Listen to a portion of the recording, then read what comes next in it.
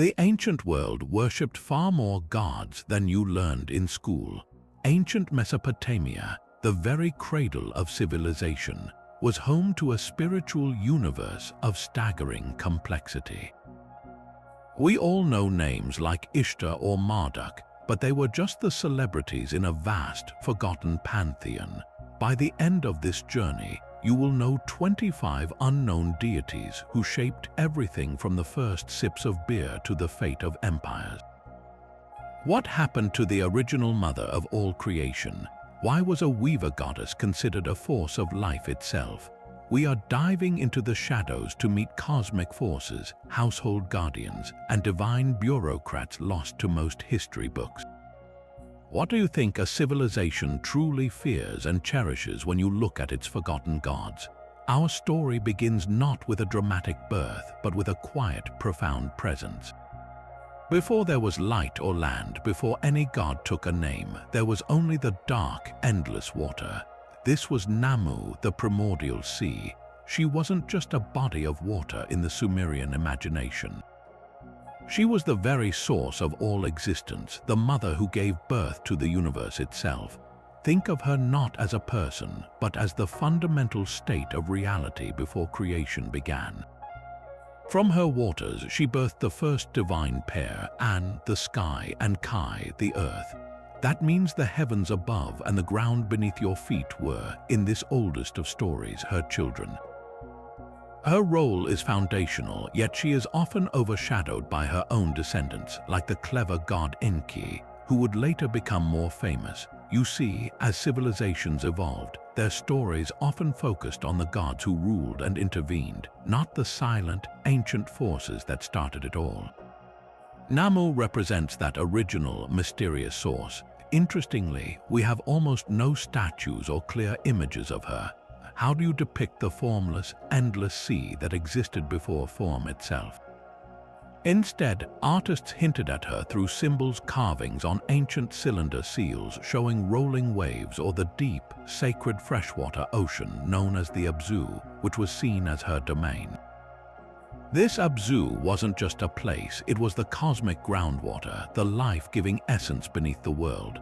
So the next time you think of creation, remember it didn't start with a word or a bang in this tradition. It started with a silent, maternal sea, patiently holding the potential for every story to come. From that silent, primordial sea, life began to take more defined form. One of the most surprising and vital of these forms was a goddess named Atu. You might hear she was the goddess of weaving, and that is true, but that simple title sells her cosmic role short. In the world's oldest stories, weaving was not just a craft, it was a metaphor for creation itself. The threads on a loom paralleled the strands of fate, the fibers of a plant, the very fabric of reality. Atu was the divine weaver, and her material was life. She was the daughter of the clever water god Enki and a lesser-known goddess of the pastures, Ninkara. This lineage placed her at the crossroads of water, earth, and growth. Her most famous myth is a strange and revealing one. Her grandfather, Enki, the very god of wisdom and fresh water, developed a troubling pattern. He pursued and seduced his own daughter, the goddess of reeds, and then his granddaughter, Atu's mother. When Atu came of age, she was warned. She barricaded herself in her home, vowing not to fall to the same fate. Enki, ever cunning, did not force his way in. Instead, he transformed. He arrived at her door not as a god, but as a humble gardener, bearing gifts of the most lush and beautiful cucumbers, apples, and grapes.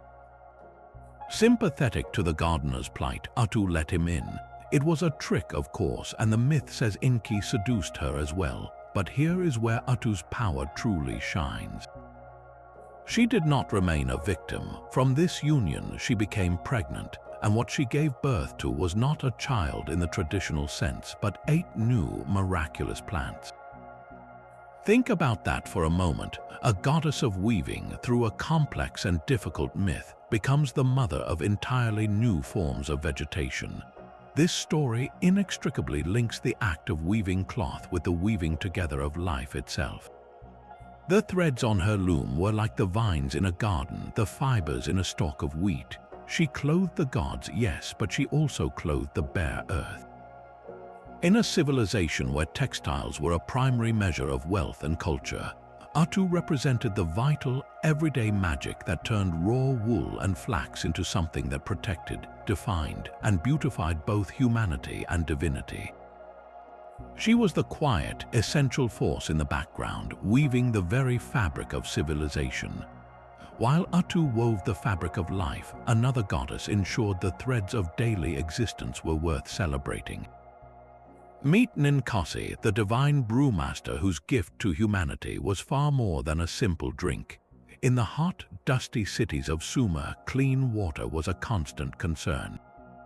What flowed from the rivers could carry sickness, but beer brewed from fermented barley was safe, nutritious, and packed with calories. It was a staple food consumed by everyone from laborers to kings, and at the heart of this vital process was a goddess. Her very name translates to "the lady who fills the mouth," a wonderfully direct title. She was born, according to myth, to satisfy the heart and to satisfy the desire. This wasn't about wild excess, but about fulfillment, community, and the essential joy found in sharing a meal. We know her intimately because the Sumerians left us her job description in song. The hymn to Ninkasi, inscribed on clay tablets over 3,800 years ago, is both a prayer and a practical recipe. It walks you through the entire process.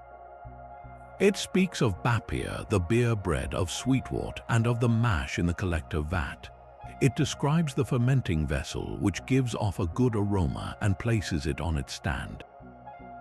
You can almost hear the ancient brewers chanting these lines as they worked, invoking the goddess with every step. This hymn is a powerful reminder that the sacred and the mundane were woven together. Brewing was a holy act, and the temple was often the largest brewery in the city, distributing beer as wages and for rituals. Ninkasi presided over an industry that fueled the economy, cemented social bonds, and turned a basic survival need into an art form.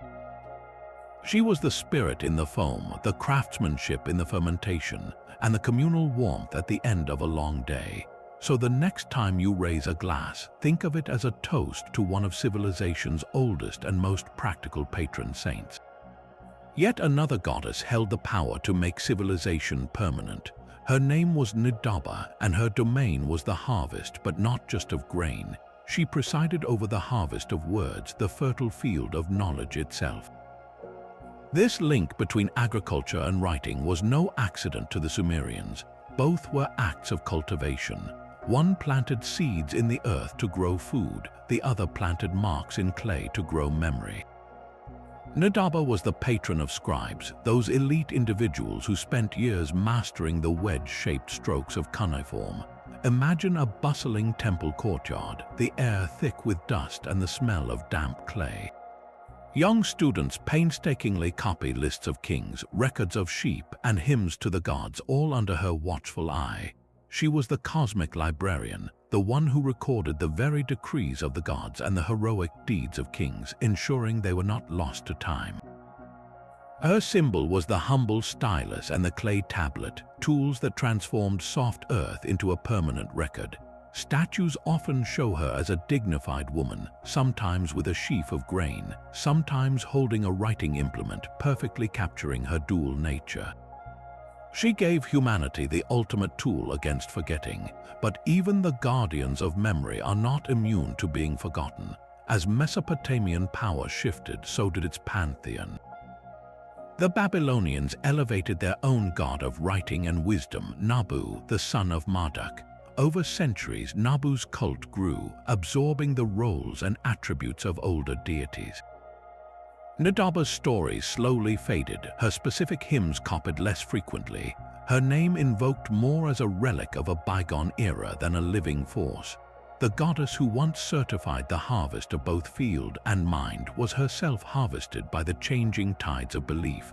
Her essence merged into a newer, more powerful divine bureaucrat. It is a poignant reminder that the very act of recording history is subject to history's own relentless edits. But power in Mesopotamia was not always cultivated from the earth or written on clay. Sometimes it was enforced from the heavens with a bow drawn and a scorpion's tail raised. Enter Pabilsag, a deity whose very name seems to echo with the clash of weapons. He was a god of the martial sphere, a divine warrior, but his authority extended into the solemn realm of judgment and cosmic order. Imagine a guardian so formidable that his image was meant to inspire both awe and dread. He was often depicted as a terrifying hybrid, a being with the body of a lion, the wings of an eagle, the head of a man, and the tail of a scorpion. This was not a creature of chaos, but a deliberate fusion of the most powerful and deadly attributes from the natural world, all bound into one divine enforcer. He stood for a very specific kind of power, the kind that protects borders, delivers justice, and watches over the celestial pathways.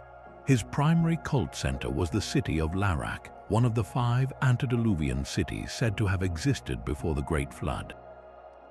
This ancient association hints at his primordial role as a protector of sacred order from the very beginning. In myths, he appears as a fierce fighter, sometimes accompanying the great hero god Ninurta into battle against monstrous forces of chaos. But his legacy points literally to the stars. Scholars widely identify Pabilsag as the Mesopotamian precursor to the constellation we know as Sagittarius, the Archer. This connection is profound. It suggests that his vigilant warrior nature was permanently etched into the night sky, a celestial sentinel forever drawing his bow.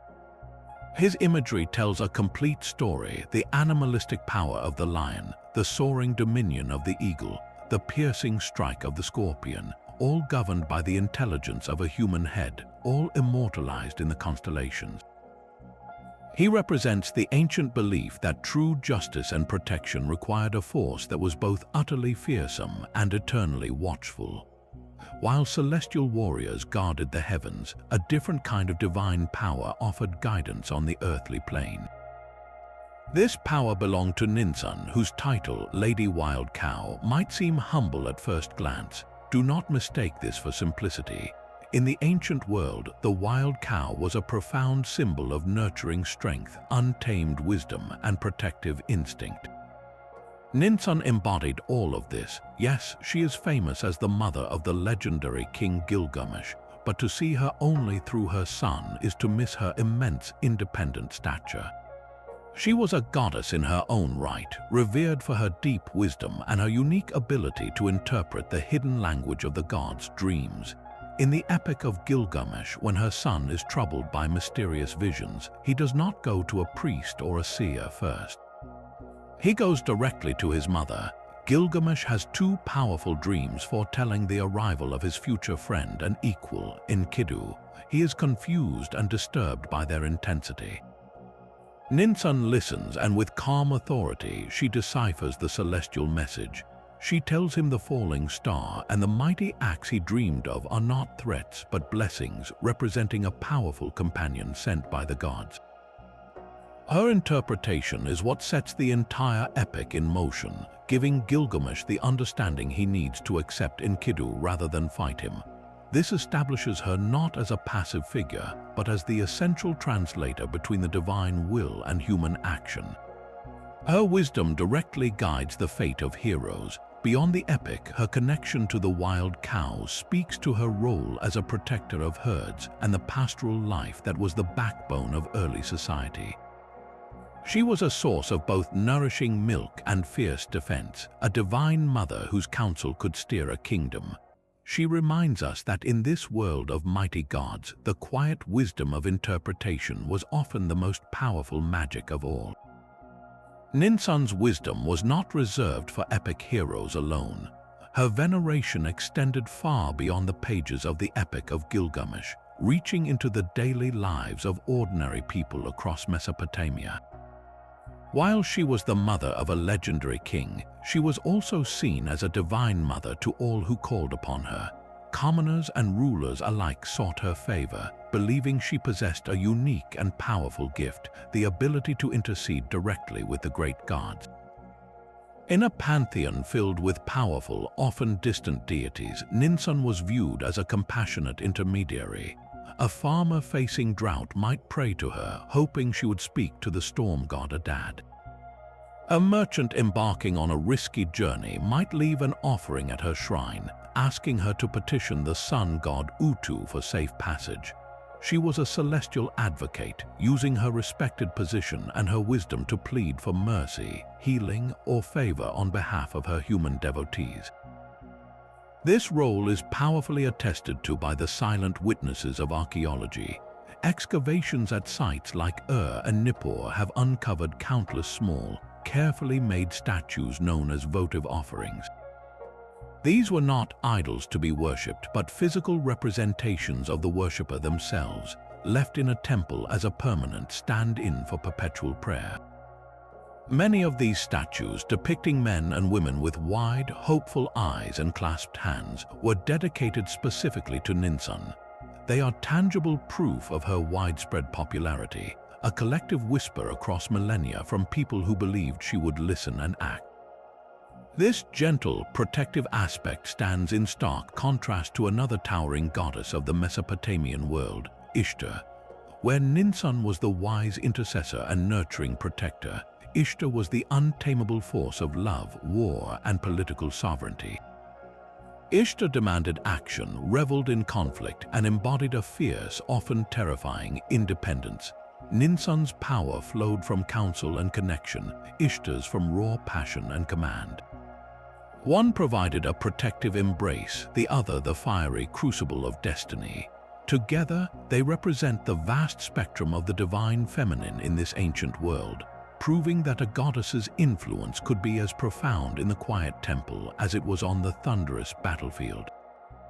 The nurturing embrace of Ninsun and the fiery command of Ishtar represent two powerful poles of divine influence, but between them existed a goddess who embodied a far more binding and dangerous kind of power. Her name was Ishara. Originating with the Hurrian people of ancient Anatolia, her worship traveled south, weaving itself into the fabric of Mesopotamian belief. She presents a fascinating duality, a goddess of both love and lethal consequence. On one hand, she presided over the tender beginnings of relationships, the promises whispered between lovers. Yet her other domain was the solemn, unbreakable oath, the kind sworn on a treaty between kings or a business contract between merchants. To invoke Ishara was to place yourself under her scorpion's gaze. The scorpion was her sacred animal, a perfect symbol of this duality. It could be seen as a protective talisman, but its sting was a swift and painful punishment. When two parties swore an agreement in her name, they weren't just making a social promise, they were inviting a divine enforcer into the deal. Breaking such an oath wasn't merely a breach of trust, it was an offense against Ishara herself, and her retribution was believed to be both certain and terrible. It often manifested not as a dramatic lightning bolt, but as a creeping, inexplicable illness. A fever, a wasting disease, a sudden pain. These were seen as the sting of the scorpion goddess, delivering a justice that was invisible, intimate, and inescapable. This made her a cornerstone of ancient law and diplomacy, a spiritual guarantee written into the very foundations of society.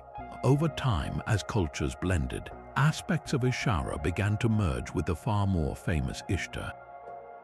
Both were connected to love and war, but Ishara's core identity as the binder of oaths, the one who inflicted divine illness upon liars, remained distinct. While Ishtar's temples might host grand celebrations, Ishara's presence was felt in the quiet dread of a sworn promise, in the fear that a dishonest hand might suddenly tremble with fever. She represents an ancient understanding that the most sacred bonds are those protected not just by goodwill, but by the very real fear of a cosmic consequence.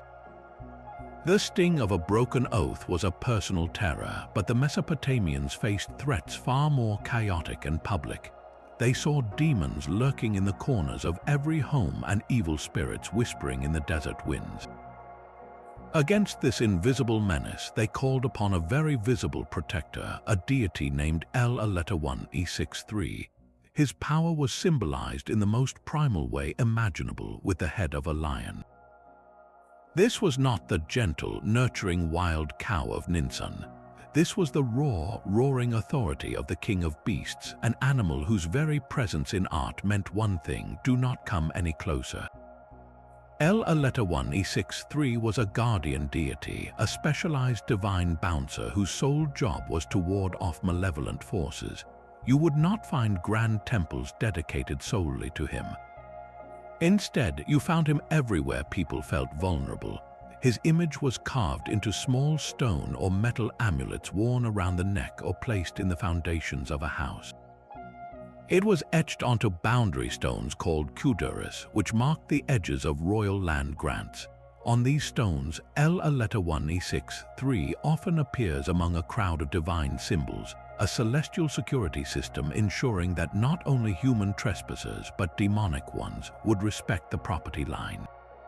His protection operated on a principle of sympathetic magic, the belief that an image of overwhelming power could invoke that power itself. A lion-headed figure on your doorpost was a constant, silent roar warning evil to stay away. But why a lion? The connection goes deeper than simple ferocity. In Mesopotamian thought, the underworld was not just a place for the dead. It was the source of many illnesses and misfortunes, a realm from which demons escaped to plague the living. Lions, who made their dens in caverns and rocky outcrops, were seen as creatures comfortable in those liminal, dangerous spaces between the world of the living and the world below. El-1E63, therefore, was a guardian who knew the territory of the enemy. He could stand at the threshold, the doorway, the city wall, and understand the nature of the threat trying to cross it. He protected the state by guarding its legal boundaries on the kuduru stones, and he protected the family by watching over the literal threshold of the home. In a world without streetlights or germ theory, where a sudden fever could mean a demon's touch, El-1E63 offered a tangible form of security. He was the divine embodiment of a locked door and a watchful eye, his stone and metal gaze holding back the chaos of the night. The lion-headed El-1E63 guarded the thresholds of homes and kingdoms, but the wilderness beyond those walls had its own ancient master. His name was Sholpai, and he was the true lord of the wild beasts. In the vast, open steppe where civilization's order faded, he held dominion over every creature that roamed free, from the gazelle to the wolf. This was not a gentle, pastoral god. Sholpai embodied nature in its most raw and untamed form, a force both terrifying and essential. His character was complex, even contradictory. He was a god of immense fertility, responsible for the abundance of the grasslands that fed herds and game, yet he was also intimately linked to the underworld and associated with demons. Think of him as the spirit of the wilderness itself, beautiful and bountiful one moment, harsh and deadly the next. You could pray to him for a successful hunt, but you also feared that his animals might turn on you or that his darker aspects might bring sickness. This duality is captured in his marriage. He was the consort of the great mother goddess Ninhursag, also known as Nintur, the Lady of the Mountain and one of the most ancient deities of the earth. Their union symbolized the powerful, often dangerous, marriage between the fertile earth and the untamed life it supports. Sholpai's most famous mythological role comes from a story of profound grief, the death of the shepherd god Dumuzid. When Dumuzid is fated to descend to the underworld, it is Sholpai who is sometimes named as one of the underworld figures, the Gala demons, who seizes him. Here, his connection to the wild and the realm of the dead converges violently. He isn't just a passive lord of animals, he is an active force of nature's inevitable cycle, the predator that ensures the shepherd's flock does not grow without end. To the Mesopotamians, he represented a fundamental truth that the same wilderness that provided food and resources was also a place of profound danger, a physical and spiritual frontier. He was the reason the steppe was both a pantry and a place of peril, a god who reminded them that life's abundance was forever intertwined with death's shadow. That silent, primordial sea was not just an empty void. It had a name and a home, the Abzu. This was the sacred freshwater ocean that flowed beneath the earth, the source of every spring, every well, and every river. While Namu was the cosmic sea from which all things emerged, the Abzu was its tangible, life-giving manifestation in the world. It was not just water, it was the essence of wisdom, creativity, and the magical arts. And this realm was ruled by Namu's most famous son, the clever god Enki. He built his magnificent temple, the Abzu, the House of the Abzu, directly upon these deep, sweet waters. This established a direct lineage of power from the formless mother to the structured, intelligent son who channeled her potential into the world. Enki drew his divine knowledge, his me, the blueprints for all civilization from this watery abyss. So every act of creation, from a potter shaping clay to a scribe inventing a new sign, was ultimately a ripple from Namu's ancient depths. Yet, as centuries passed and Babylonian culture rose to dominance, this foundational story began to change. In the Babylonian creation epic, the Enuma Elish, a new primordial force takes center stage, Tiamat.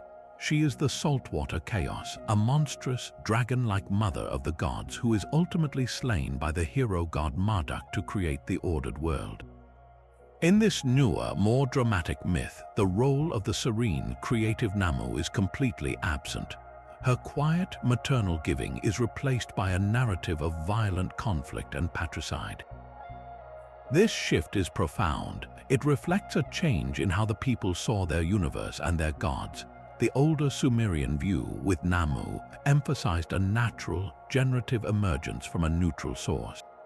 The Babylonian story reframed creation as a heroic struggle against a chaotic, feminine enemy, establishing Marduk's kingly authority through conquest. Namu wasn't defeated, she was simply written out, her primordial nature minimized in favor of a tale that better justified the power structures of a warrior state.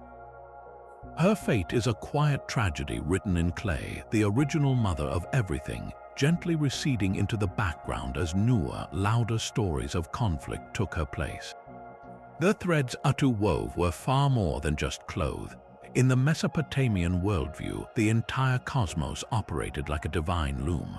The orderly movement of the stars, the changing of the seasons, and even the fate of individuals were seen as patterns being woven into existence by the gods. Atu, as the weaver, was therefore a direct participant in this cosmic ordering. Her craft mirrored the work of the universe itself, turning chaotic, separate threads into a coherent, beautiful, and functional whole. This made every textile produced in her name a small echo of creation. When a woman sat at her loom, she wasn't just making a garment, she was performing a sacred act that mirrored divine work. This connection elevated what we might see as mundane labor to a position of profound spiritual and social importance.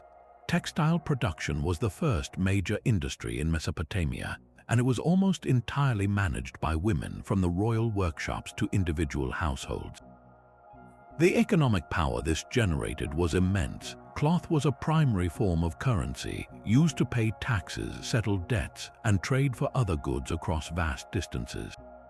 By sanctifying this labor, Atu gave divine approval to the immense economic and social power held by the women who drove this industry. Her presence was felt in the tangible tools of the craft. Archaeologists have unearthed thousands of ceramic loom weights, often decorated with simple designs or symbols.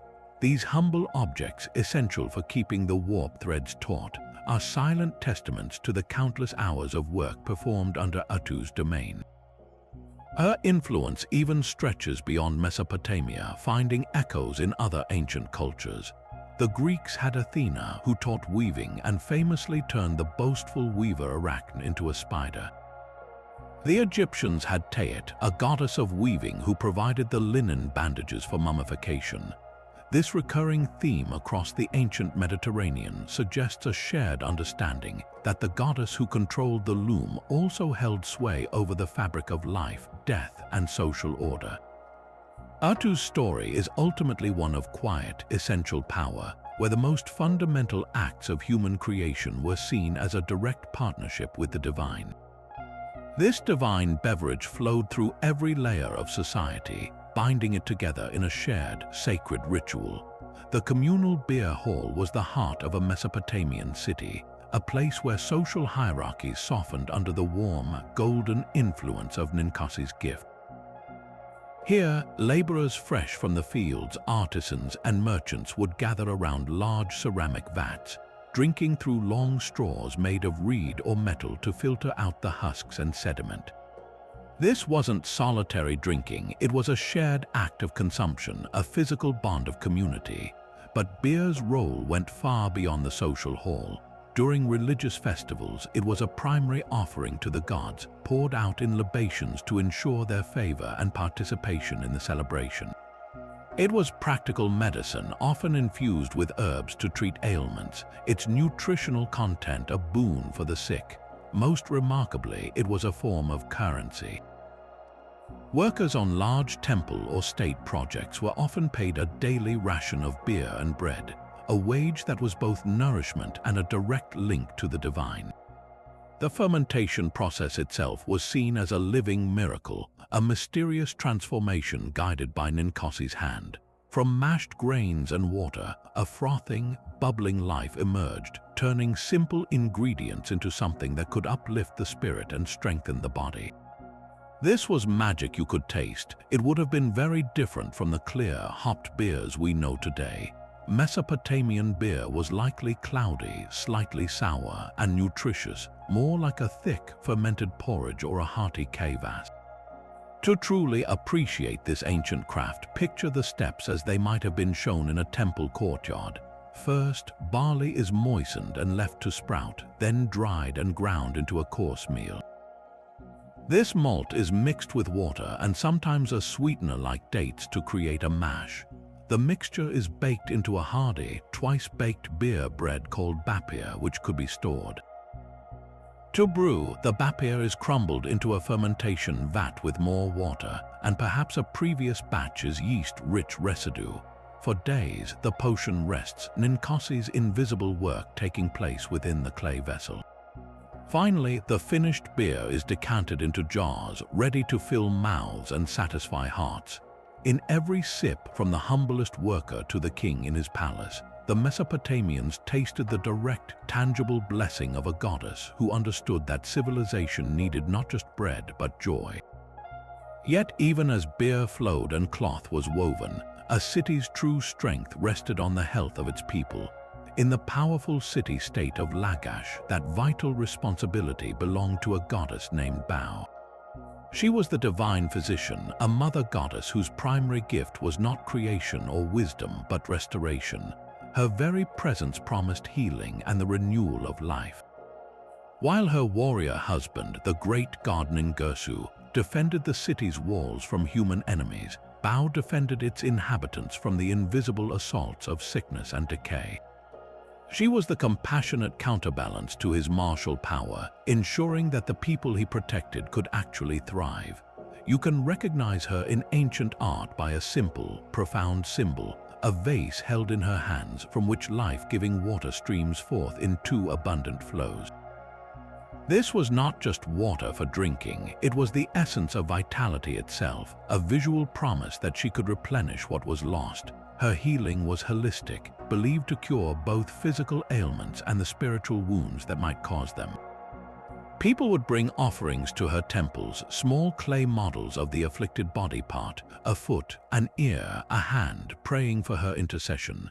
She was the doctor you called when fevers raged and injuries festered, the divine hope in a world without modern medicine. But Bau's role extended far beyond the clinic. She was central to the very political and agricultural survival of Lagash through an extraordinary ceremony known as the sacred marriage.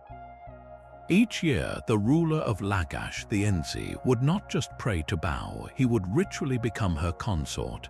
In a lavish, public ritual, the king would embody the god Ningersu, and a high priestess would embody the goddess Bau. Their symbolic union was far more than a fertility rite. It was the city's annual contract with the divine.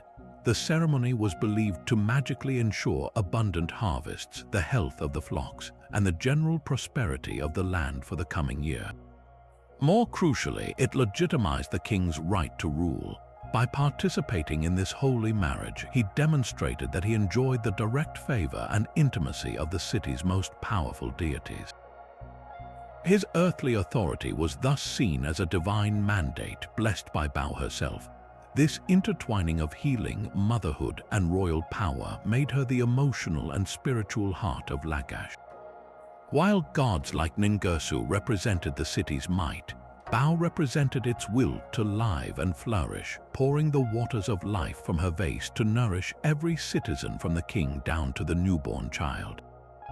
Her power reminds us that for ancient peoples, a city's greatest fortress was not its walls, but the health and continuity of its people.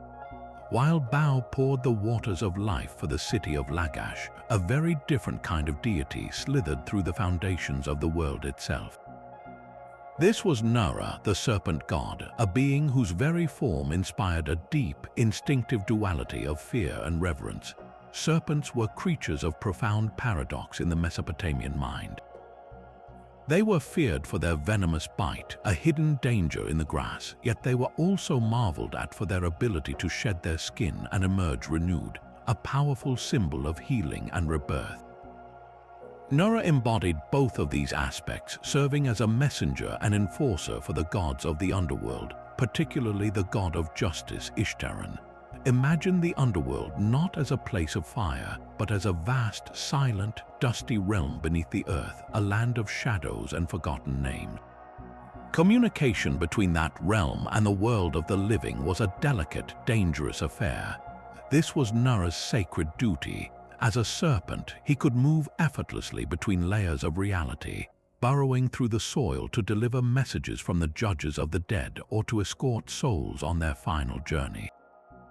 His role made him a key figure in the most solemn of human acts, the swearing of an oath. When two parties needed to seal a pact with ultimate seriousness, they would invoke Nura.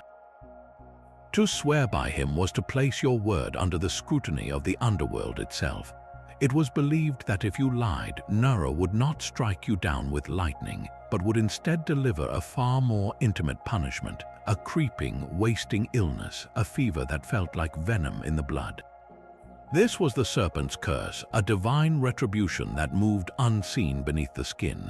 Yet, this same power could be invoked for protection. His image was carved onto the very boundary stones that marked the edges of property and kingdoms. On these Kudaru stones, you would see the symbols of many gods, a celestial legal document. Among them, the coiled form of a serpent represented Nura. His presence there was a warning and a ward. It meant that this border was not just protected by human law, but by an underworld enforcer who would punish any trespass, whether by a living thief or a wandering evil spirit. He was the guardian of thresholds in the most profound sense, the point where one reality met another. So Nura was never simply a monster. He was a necessary and respected part of the cosmic order, a reminder that the power to heal and the power to harm are often two sides of the same ancient coin. The serpent's silent guardianship of borders and oaths was a solitary duty, but at the heart of the divine court, loyalty was a public and active force. This brings us to Ninshubur, the ultimate right hand. In the sprawling celestial bureaucracy of Mesopotamia, every major god had a suckle, a vizier or minister who managed their affairs, delivered their messages, and executed their will. Ninshubur served the most powerful and volatile goddess of all, Inanna, who would later be known as Ishtar. While other deities commanded armies or controlled storms, Ninshubur's power was rooted in something just as vital, unwavering fidelity. This deity presents one of the most fascinating complexities in the pantheon, being described and depicted in both male and female forms. In some texts and hymns, Ninshubur is the loyal male minister, in others, the steadfast female servant. This fluidity wasn't seen as contradictory, but rather as a reflection of the role's essence. As the perfect intermediary, Ninshubur could embody whatever aspect was most needed to serve the goddess and interact with the world, transcending a single fixed identity to become pure, devoted function. This makes Ninchuba one of the earliest recorded examples of a deity with a non-binary or gender-fluid nature, their power defined not by a static form but by the quality of their service.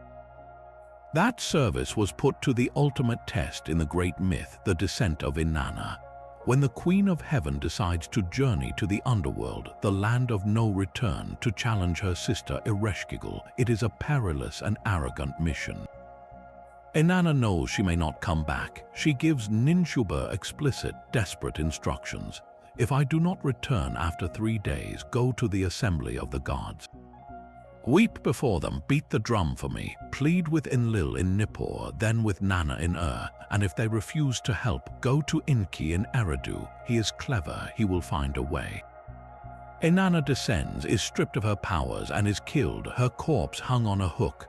True to command, Ninchuba waits, then acts. Dressed in mourning clothes, the vizier travels from city to city, from temple to temple, performing the rituals of grief and delivering the urgent appeals. Both Enlil and Nanna refuse, saying Inanna's fate is her own doing. But Enki, the god of wisdom, listens. He devises a plan, creating 2 sexless beings who can slip into the underworld and revive Inanna with the food and water of life. The entire rescue, the salvation of the goddess, hinges entirely on Ninchuba's precise obedience and relentless advocacy. Without that loyalty, the story ends there, with Inanna lost forever. This myth cemented Ninchuba's legacy as the divine archetype of the loyal companion, the one whose steadfastness could literally alter fate. In a world where gods were as flawed and emotional as humans, a vizier who could be trusted absolutely was more valuable than any weapon. Ninchuba's role reminds us that in the grand cosmic hierarchy, the power behind the throne, the one who remembers the plan when all seems lost, is often the true keeper of order. That celestial sentinel's vigil was not just a poetic idea, it was a scientific reality etched into the night sky. The Mesopotamians were masterful astronomers, and their entire worldview was built on the principle of astral theology, the belief that the gods and the stars were one and the same. The movements of the heavens were not random physics, they were the visible actions of the divine. Pabilsag, the fearsome hybrid guardian, was given a permanent station in this cosmic order. Scholars have compellingly linked his figure to the constellation we now call Sagittarius, the Archer. This connection is found in ancient star lists like the Mul. Apin tablets, which are among the oldest known systematic astronomical documents. These clay tablets, dating to around 1000 BC, catalogue stars, planets, and constellations, often pairing them with the deities they represent. In these texts, the constellation known as the Arrow, or the Soldier, is associated with Pabilsag. The imagery fits perfectly, his drawn bow eternally aimed across the Milky Way. This practice of mapping gods onto stars was fundamental. The planet Venus was the fiery Ishtar, Mars was the warlike Nergal, and the starry patterns were the physical bodies of the divine court moving through their celestial duties. By identifying Pabilsag with Sagittarius, they ensured his protective, martial power was a constant, observable fact of the universe. Every time an ancient priest or king looked up on a clear night, they saw their divine enforcer standing guard in the southern sky, a reminder that cosmic order was maintained by a being with the claws of a lion and the aim of an archer. This was not primitive stargazing, it was a sophisticated integration of science and spirit, where tracking a constellation's heliacal rising could signal the right time for a ritual to honor a god who was, quite literally, watching over them from above. The constellation of the Scorpion, forever poised in the southern sky, became Ishara's eternal signature. This was no random assignment. The Mesopotamians saw the stars as a divine script, and the Scorpion's distinctive curved shape perfectly mirrored the goddess's dual nature. Its bright heart, the red star Antares, could be seen as a burning, passionate love or the fiery sting of a broken vow. By linking Ishara to Scorpius, her followers believed her power was literally written in the cosmos. The annual rising and setting of this constellation was thought to influence events on Earth, marking seasons when oaths were most sacred or when her judgment was most keenly felt. A treaty signed under the Scorpion's ascent was under ultimate celestial surveillance. This connection created a powerful feedback loop between heaven and earth, where celestial phenomena were not just observed but interpreted as direct actions of a goddess who governed both affection and consequence. Her influence refused to be confined to a single city or culture. Originating with the Hurrians, Ishara's cult displayed a remarkable resilience, traveling along trade routes and through empires. Cuneiform tablets from the Hittite kingdom in Anatolia invoke her in legal texts. Amulets bearing her scorpion symbol have been found in Syrian cities like Ugarit. She appears in ritual texts from Mesopotamia proper, often alongside major gods, her specific role as oath enforcer remaining undiluted. This widespread adoption speaks to a universal need. Every culture engaging in long-distance trade or complex diplomacy required a transcendent guarantee for their promises. Ishara provided that, a divine notary whose authority crossed linguistic and political borders. While other minor deities faded or were absorbed as empires rose and fell, Ishara's very specific, practical function allowed her to persist. Evidence of her worship continues into the first millennium BCE, a testament to her enduring niche in the ancient spiritual landscape. In a world of fleeting empires, the need for a power that could bind a promise between strangers proved to be one of the most enduring forces of all. But the storm's fury is only one side of the story. When the thunder god Adad unleashed his rains upon the earth, it was his wife, the goddess Shola, who ensured those downpours led to life, not ruin. She held the power of the grain itself, the very reason farmers prayed for the storm in the first place. In art, she is a figure of serene abundance, often shown cradling a sheaf of ripe barley, a simple, powerful symbol of survival.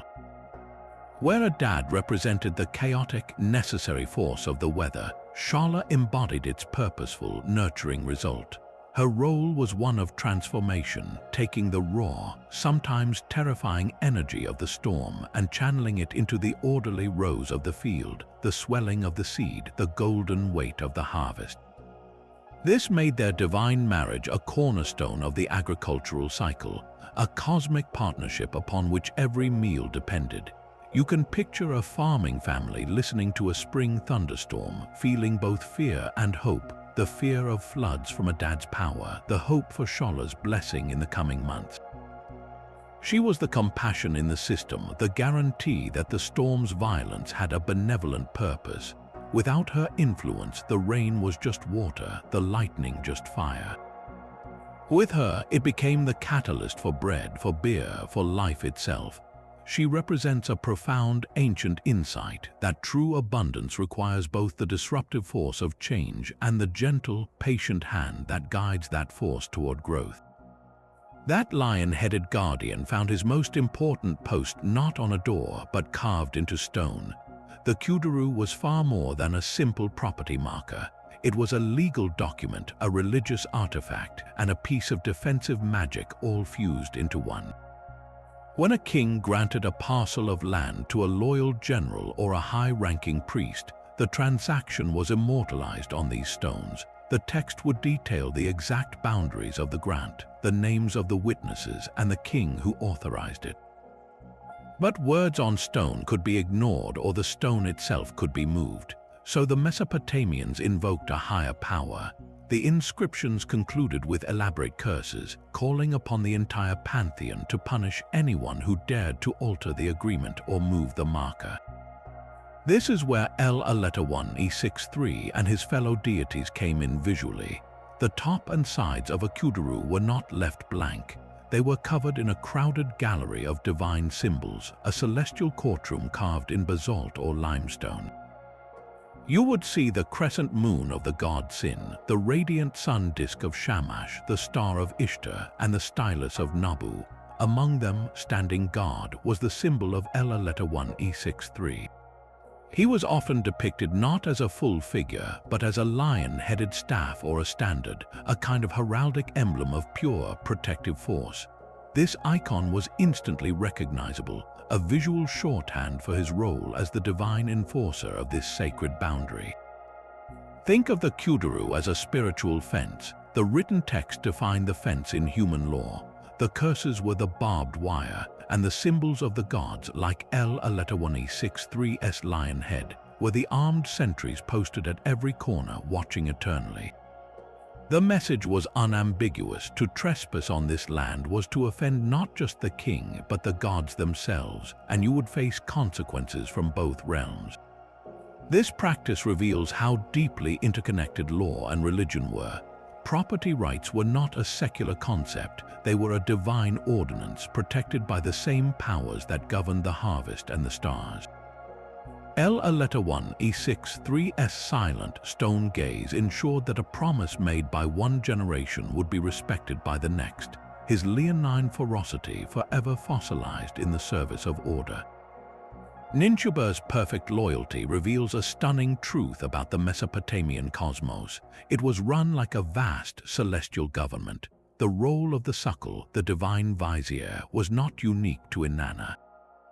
Every major deity had one, forming a heavenly bureaucracy that mirrored the complex administration of the city-states below. Think of it as a divine corporation, where each department head, the god of storms, the god of wisdom, the god of the sun, had their own chief of staff. This system reflected the very structure of Mesopotamian society, where scribes, accountants, and ministers managed the intricate details of grain storage, labor projects, and legal disputes. The gods, in their wisdom, apparently needed the same organizational chart. Enki, the god of wisdom and fresh water, had his own vizier, a two-faced deity named Isimud. Where Ninchuba's power was loyalty, Isimud's defining trait was his duality, literally. He was often depicted with two faces looking in opposite directions, a perfect symbol for a messenger who must understand all perspectives and convey information without distortion. He served the cleverest of gods, and his two-faced nature wasn't seen as deceitful, but as supremely efficient, allowing him to observe, report, and execute commands with total awareness. This comparison shows the nuanced specialization within the divine court. Ninchuba was the steadfast advocate, the emotional anchor for a passionate queen. Isimud was the flawless conduit for a god of infinite cunning. Both were essential cogs in the machine, ensuring that divine will was translated into action. This bureaucratic view of the universe provided immense comfort and order. It meant the cosmos was not chaotic or arbitrary. If you needed a favor from a god, you could, in theory, petition their vizier first, much like seeking an audience with a royal minister. It created a chain of command in heaven that paralleled the one on earth, making the universe feel knowable and navigable through proper protocol. Ninchuba's enduring legacy, then, is not just one of personal devotion, but of a cosmic principle that even omnipotent powers require trust, management, and above all, unwavering loyalty to function. In a universe governed by paperwork as much as lightning bolts, the perfect assistant was perhaps the most powerful position of all. This connection to the underworld places Sholpai within one of Mesopotamia's most profound and recurring themes, the dying and rising god. The most famous of these is Dumuzid, the shepherd god whose annual descent to the underworld explains the harsh, lifeless summer months, with his return symbolizing the autumn rains and renewed pasture. Sholpai's role in this cycle is more ambiguous and shadowy. He is not the beautiful, lamented shepherd, but rather a force closely associated with the realm that claims him. In some versions of the myth, it is Sholpai himself, or demons under his authority, who seize Dumuzid. This makes him not the victim of the cycle, but an agent of it, a divine embodiment of the wild's inevitable demand for sacrifice and return. His fertility is not the gentle, agricultural kind, but a raw, chthonic power that springs directly from the earth and the realm of the dead. this has led to intense scholarly debate. Some see Sholpai as a distinct, older tradition of a wilderness-based fertility god, one whose essence is decay and rebirth in the untamed spaces, separate from the more civilized pastoral narrative of Dumuzi. Others argue he was gradually absorbed into the Dumuzi cycle, his wild nature providing a darker, more primal backdrop to the shepherd story. His marriage to the great mother goddess Ninhursag supports this, representing the union of the fertile earth with the untamed, often deadly, force that animates it. This archetype of the wild, goat-like god of nature is not unique to Mesopotamia. Listeners familiar with Greek mythology will hear clear echoes in the god Pan, the rustic deity of the wilds, shepherds, and flocks, whose sudden appearance could cause irrational, panic fear. Both are gods of the liminal space, the edge of the cultivated field where civilizations order phrase. Both are intimately tied to animal life and the ungovernable forces of nature, possessing a fertility that is potent, instinctual, and slightly frightening.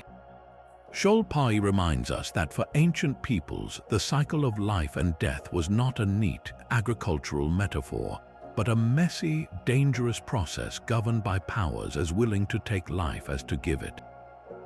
His enduring presence in myth suggests they understood that true abundance required acknowledging the wild, dark master of the beasts who ruled just beyond the garden wall. That serpentine duality of danger and renewal found its most practical expression in the very places people sought to be cured. While Nura himself was an underworld messenger, his symbolic form, the serpent, was adopted by the great healing goddesses of Mesopotamia. Foremost among them was Gyula, later known as Ninkarak, the divine physician. Her temples were not just hospitals, they were sanctuaries where the line between medicine and magic blurred completely. Gyula's primary symbol was the dog, an animal known for licking its wounds and thus associated with healing, but the serpent was never far from her domain. In the sacred precincts dedicated to her, it is likely that serpent imagery adorned the walls or ritual objects. Think of a patient entering such a place already in a state of fear and hope. They would see symbols of the dog, promising gentle care, but also perhaps the coiled form of a serpent, a stark reminder that the power to heal was intimately connected to the power that could inflict the wasting illness in the first place. This was a profound psychological and spiritual understanding. To be healed, you had to acknowledge the very source of the affliction. The rituals performed might have involved invoking both Gyula's compassionate care and Nura's authority over the underworld forces believed to cause sickness, essentially negotiating with the entire cycle of harm and restoration. The serpent in this context was not an enemy but a crucial part of the therapeutic equation. Its shed skin symbolized the patient's desired transformation, sloughing off disease to emerge renewed. This reverence for the serpent's regenerative power echoes far beyond Mesopotamia. In the Greek world, the god of medicine, Asclepius, carried a staff entwined with a single serpent, an emblem still used today. This was not a coincidence, but likely a diffusion of an ancient Near Eastern idea. The Mesopotamians understood that what could kill could also, under the right divine guidance, cure. Nura's enduring legacy is this encapsulation of a universal human tension. From the Garden of Eden to the rod of Asclepius, the snake has always been the ultimate symbol of forbidden knowledge and saving grace, of the sting of death and the promise of rebirth. He was the ancient world's most elegant paradox, a creature of the dusty grave who pointed the way back to the living world. The political power of Bao was not just spiritual, it was the very foundation of royal authority in Lagash. A king's legitimacy depended on proving he enjoyed her exclusive favor, and no ruler understood this better than Gudea, the famed Ensi of Lagash who reigned around 2100 BC. Gudea left behind a treasure trove of evidence, from intricate diorite statues to detailed clay cylinders, all proclaiming his special relationship with the city's divine mother. His inscriptions tell a story of direct personal revelation. He claimed Bao, alongside her husband Ningirsu, appeared to him in a dream, commanding him to rebuild and enlarge her temple, the Isila. This was a masterstroke of political theology. By framing a massive public works project as a divine mandate received in a private vision, Gudea cemented his role as the chosen intermediary. He was not just a king, he was the son Bao had selected to carry out her will. The construction itself was an economic and social spectacle, mobilizing the entire city-state. Gudea's texts boast of importing cedar from distant mountains, copper from Meluha, and gold from distant lands, all for Bao's house. This wasn't mere vanity, it was a tangible demonstration of the prosperity her favor could bring. Every citizen who worked on the temple, from the stonecutter to the water carrier, was participating in a ritual that reinforced the sacred contract. The king serves Bao, and Bao blesses the kingdom. Her priesthood became a powerful institution, managing not only the temple's rituals but also its vast estates, workshops, and grain stores. They were bankers, administrators, and spiritual leaders rolled into one, their influence woven into the city's economy.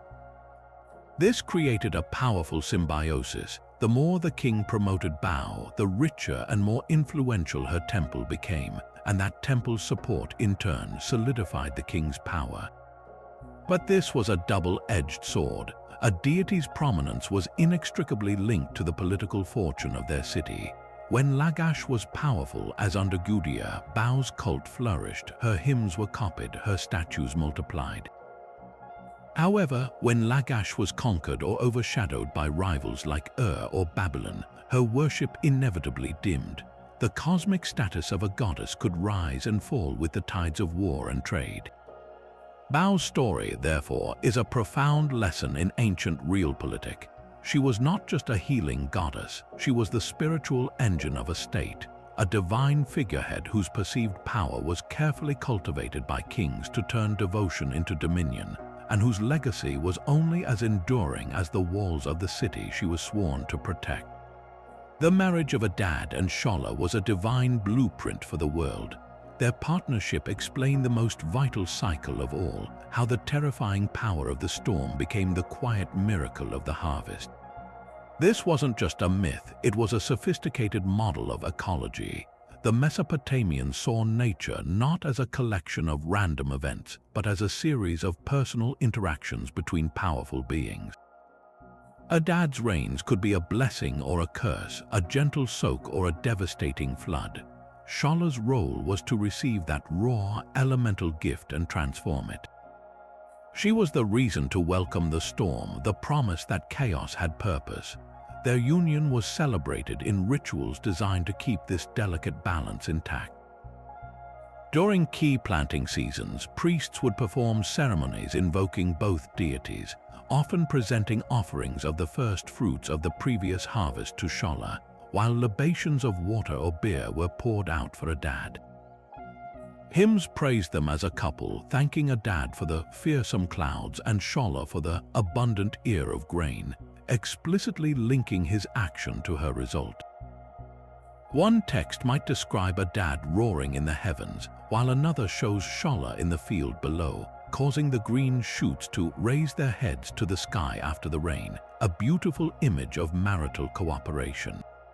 This productive, complementary relationship stands in stark contrast to other divine pairings filled with tension. Think of the famous couple Inanna and Dumuzid, a story marked by betrayal, a fatal descent to the underworld, and a cycle of grief and temporary return.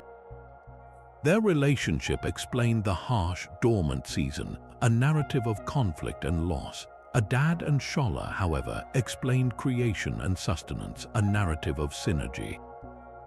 Even within a single pantheon, the Mesopotamians understood that relationships, divine or human, could be the source of both profound harmony and devastating strife. The storm and the soil needed each other, and so people worked to honor that bond, ensuring the gods themselves remembered their part in the ancient, essential contract that fed a civilization. From the silent depths of Namu's primordial sea to the watchful gaze of El-1E6-3 on a stone boundary marker, these 25 deities sketch a spiritual universe of breathtaking scope. We have met creators, weavers, brewers, scribes, warriors, healers, and enforcers, each a vital thread in the fabric of a civilization. Their stories reveal that Mesopotamian belief was not a simple list of major gods, but a rich, living ecosystem of divine power that touched everything, from the first sip of morning beer to the solemnity of a sworn oath, from the terror of a desert storm to the quiet hope for a healthy child. These so-called unknown gods were never truly minor to the people who worshipped them. They were the essential specialists of the sacred, managing the countless details of a universe seen as both wondrous and perilous. Their gradual fading from memory is not a sign of their unimportance, but a testament to the relentless flow of history, where stories are written, rewritten, and sometimes gently buried by the sands of time. This journey reminds us that our understanding of the ancient world is always a partial reconstruction, a puzzle with many pieces still missing. Every forgotten name we recover, every obscure symbol we decipher, adds another shade of color to the portrait of humanity's first great experiment in civilization. So, which of these 25 resonated with you the most? Was it the nurturing wisdom of Ninsun, the creative force of Atu, or the fearsome guardianship of Pabilsag? Let us know in the comments below, share your questions, and if you enjoyed this deep dive into the shadows of history, subscribe for more journeys into the world's greatest mysteries. There are always more stories waiting to be told.